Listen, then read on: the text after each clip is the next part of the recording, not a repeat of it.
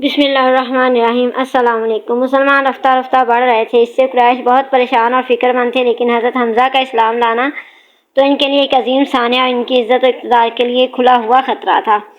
چنانچہ جس نے بھی یہ خبر سنی سر پیٹ کر رہ گیا اور غم و غصے سے دیوانہ ہو گیا۔ ہر طرف مایوسی پھیل گئی اور ہر طرف بے قراری اور اداسی چھا گئی۔ اب جہاں بھی دو آدمی جمع ہوتے، اسی کا رونا روتے اور اسی پر رنج و غم کا اظہار کرتے۔ قریش کسی کو قرآن پڑھتا سن لیتے تو بہت ستاتے اور مذاق اڑاتے، کسی کو نماز پڑھتا دیکھ لیتے تو آوازیں کستے اور کہے لگاتے، صرف ہٹ دھرمی اور دشمنی کے مارے، ورنہ پیارے نبی کی باتیں جاننے کا انہیں بہت شوق تھا۔ نیز قرآن کی آیتیں سننا بھی انہیں بہت مرغوب تھا۔ ہاں تو مسلمان ان سے بہت بچتے تھے۔ قرآن پڑھنا ہوتا تو چھپ کر پڑھتے اور کچھ یاد کرنا ہوتا تو ہلکی آواز سے کرتے۔ پھر ایک روز کسی نے کہا، قرآن بہت ہلکی آواز سے پڑھا جاتا ہے، قریش نے تو کبھی اسے سنا نہیں، وہ کیا جانے اس کے جمال و جلال کا عالم۔ ہے کوئی جو اس کی ہمت کرے، ہے کوئی جو انہیں جا کر قرآن سنائے۔ عبداللہ بن مسعود حضور کے ایک مخلص ساتھی تھے، وہ بہت پہلے اسلام لائے تھے۔ وہ بولے، میں جاتا ہوں۔ لوگوں نے کہا، عبداللہ ہمیں تمہارے بارے میں خطرہ ہے، کوئی ایسا آدمی ہو جس کا وہاں قبیلہ بھی ہو کہ مشرک حملہ کریں تو اس کو وہ بچا سکے۔ عبداللہ بولے، جانے دو، اللہ مجھے بچائے گا۔ چنانچہ وہ اٹھے اور ٹھیک دوپہر میں خانہ کعبہ آئے۔ قریش بھی اس وقت وہیں جلسہ جمائے بیٹھے تھے۔ مقام ابراہیم کے پاس وہ پہنچے تو بآواز بلند کہا، بسم اللہ الرحمن الرحیم، الرحمن علم القرآن۔ پھر وہ سورۃ رحمان پڑھنے لگے۔ اب لوگ ابن مسعود کی طرف متوجہ ہو گئے۔ ہر ایک دوسرے سے پوچھنے لگا، ابن ام معبد، عبداللہ بن مسعود کیا کہہ رہا ہے؟ کسی نے کہا، یہ تو شاید محمد کا کلام ہے۔ اب کیا تھا، سارے مشرک ان پر ٹوٹ پڑے اور بے تحاشا منہ پر تماچے برسانے لگے، مگر ابن مسعود نے ذرا بھی پرواہ نہ کی۔ مار پڑتی رہی اور وہ بلند آواز سے قرآن پڑھتے رہے۔ پھر جی بھر کے جب سنا لیا تو لوٹ کر ساتھیوں میں آئے۔ چہرہ اس وقت بالکل لہو لہان تھا۔ لوگوں نے دیکھتے ہی کہا، ابن مسعود، ہم کو اسی کا تو ڈر تھا۔ وہ بولے، خدا کے دشمن، آج سے زیادہ مجھے کبھی کمزور نظر نہیں آئے، کہو تو کل پھر اسی طرح سناؤ۔ ساتھیوں نے کہا، رہنے دو، اتنا کافی ہے۔ جس چیز سے انہیں چڑ تھی ان کے کانوں میں وہ پڑ چکی۔ قرآن، ہاں قرآن، یہی قرآن جس سے قریش کو اتنی چڑ تھی، اسے سننے کے لیے وہ بے قرار رہتے اور ساتھیوں سے چھپ چھپ کر اسے سنا کرتے۔ ہر ایک کو شوق تھا کہ ذرا محمد کا کلام سنیں اور دیکھیں وہ کیسا کلام ہے، جس کے سامنے شاعروں کی شاعری پھیکی پڑ گئی، کاہنوں کے کلام مانند پڑ گئے اور جو جادوگروں سے بھی نمبر لے گیا۔ چنانچہ جب رات کی تاریکی پھیل جاتی اور ہر طرف سناٹا چھا جاتا تو قریش کے بڑے بڑے سردار حجرہ مبارک کا رخ کرتے اور وہاں قریب ہی کہیں دبک کر بیٹھ جاتے۔ خاموشی اور سکون کا وقت ہوتا، اس سکون میں اب نماز میں مصروف ہوتے، بہت ہی میٹھی آواز سے قرآن پڑھتے اور خوبصورتی کے ساتھ اسے بار بار دہراتے۔ یہ لوگ خاموشی سے بیٹھے سنا کرتے۔ پھر فجر طلوع ہونے کو ہوتی تو دبے پاؤں گھر لوٹ آتے۔ اسی طرح رات کے پردے میں یہ سب ہو جاتا اور اسی کو کانوں کان خبر بھی نہ ہوتی، حتیٰ کہ خدا بھی بے خبر رہتے۔ ایک دن کی بات ہے، ابو جہل، ابو سفیان اور اخنس اپنے اپنے گھروں سے نکلے۔ ہر طرف اندھیرا اور سناٹا تھا ہی۔ یہ تینوں حجرہ مبارک کے پاس آئے اور قریب ہی چھپ چھپ کے بیٹھ گئے۔ تینوں اپنے اپنے گھروں سے چلے، مگر چونکہ رات اندھیری تھی کوئی کسی کو دیکھ نہ سکا۔ پھر وہاں پہنچے تو آپ قرآن پڑھ رہے تھے، انتہائی رسیلی اور پیاری آواز سے جو کانوں کو بہت گھنی لگ رہی تھی۔ چنانچہ ہر ایک قریب ہی دبک کر بیٹھ گیا۔ وہ سمجھتا رہا میں یہاں تنہا ہوں۔ پھر صبح ہونے کو ہوئی تو سب اپنے اپنے گھروں کو لوٹ پڑے۔ خدا کا کرنا ایسا ہوا کہ راستے میں ایک جگہ آ کر تینوں مل گئے اور ایک دوسرے کا ارادہ تاڑ گئے۔ اب تینوں اپنی غلطی پر شرمندہ ہوئے اور ہمیشہ کے لیے کان پکڑ لیے۔ ہر ایک نے کہا، اگر کسی نے دیکھ لیا تو پھر بڑا غضب ہو جائے گا، ہمارا سارا کھیل بگڑ جائے گا اور محمد کے لیے میدان صاف ہو جائے گا۔ مگر دوسری رات آئی تو ابو جہل پھر حجرہ مبارک کے پاس جا کر دبک گیا اور قرآن سننے لگا۔ وہ سوچ رہا تھا کہ آج تو وہ دونوں آئیں گے نہیں۔ کچھ دیر بعد ابو سفیان بھی آ پہنچا اور وہ بھی قریب ہی دبک کر بیٹھ گیا۔ اس کا بھی خیال تھا کہ آج تو وہ دونوں آئیں گے نہیں۔ کچھ ہی دیر بعد اخنس بھی آ پہنچا اور وہ بھی کہیں قریب ہی بیٹھ گیا۔ اس کا بھی خیال تھا کہ آج تو وہ دونوں آئیں گے نہیں۔ پھر صبح ہونے کو ہوئی تو تینوں لوٹ پڑے، مگر اتفاق سے آج بھی سب کی مٹ بھیڑ ہو گئی۔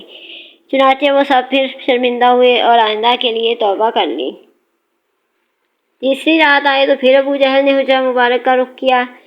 اس نے سوچا دونوں دوبارہ آئے اور ہر بار پکڑے گئے، بھلا اب پھر غلطی کیسے کر سکتے ہیں؟ اسی طرح ہر ایک نے یہی سوچا اور پھر جا پہنچا، اور راستے میں آج بھی مٹ بھیڑ ہو گئی۔ چنانچہ تینوں نے پھر اظہار شرمندگی کیا اور پھر ان میں ایک نیا عہد و پیمان ہوا۔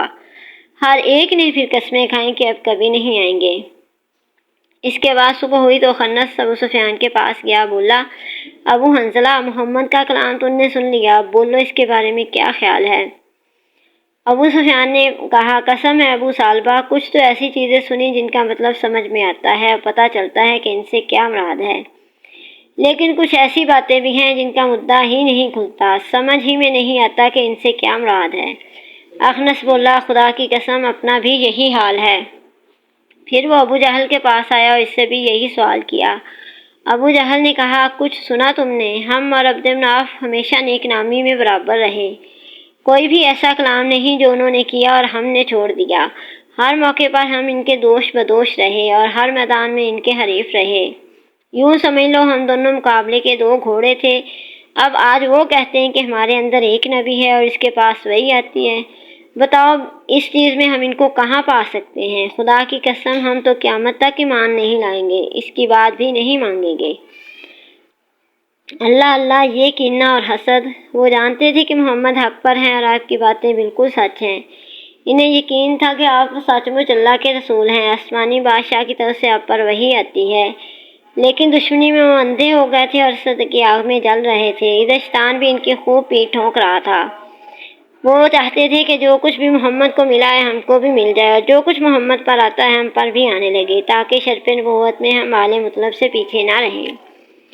ولید بن مغیرہ تو کھلم کھلا کہتا، کیا میرے ہوتے محمد پر وحی آ سکتی ہے؟ حالانکہ میں تو قریش کا سردار ہوں، سب کی نظروں میں قابل احترام ہوں، کیا ابو مسعود ثقیف کا سردار بھی چھوڑ دیا جائے گا؟ کتنی عجیب بات ہے، یہ لوگ نبوت کو آپ ہی تقسیم کرنا چاہتے تھے، حالانکہ روزی تک تو اللہ نے خود تقسیم کی ہے۔ قریش میں ایک بہت بڑا شیطان تھا، نضر بن حارث، اس نے قسم کھائی کہ ہمیشہ آپ کے مقابلے میں ڈٹا رہے گا، لوگوں کو آپ کے خلاف اکساتا رہے گا۔ یمن کا ایک مشہور شہر ہے ہیرا، نضر وہاں بھی جا چکا تھا اور وہاں اس نے شاہان فارس کے قصے بھی پڑھے تھے، علماء اور حکماء کی صحبتیں بھی اٹھائی تھیں۔ چنانچہ یہ سائے کی طرح آپ کے پیچھے لگا رہتا اور جہاں کہیں دیکھتا کہ آپ لوگوں کو اسلام کی دعوت دے رہے ہیں یا کفر کے برے انجام سے ڈرا رہے ہیں یا عبرت کے لیے پچھلی قوموں کے واقعات سنا رہے ہیں، اس طرح ان کے دلوں کو نرم کرنا چاہتے ہیں، تو جھٹ یہ بھی وہیں پہنچ جاتا۔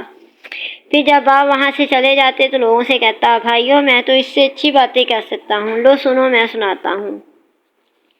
پھر وہ انہیں ایران کے واقعات سناتا، وہاں کے بادشاہوں کے قصے سناتا، وہاں کے مذاہب و ادیان کے تذکرے کرتا اور نہ جانے کیسی کیسی دلچسپ اور خیالی داستانیں سناتا۔ پھر کہتا، محمد مجھ سے زیادہ خوش کلام کیسے ہو سکتا ہے؟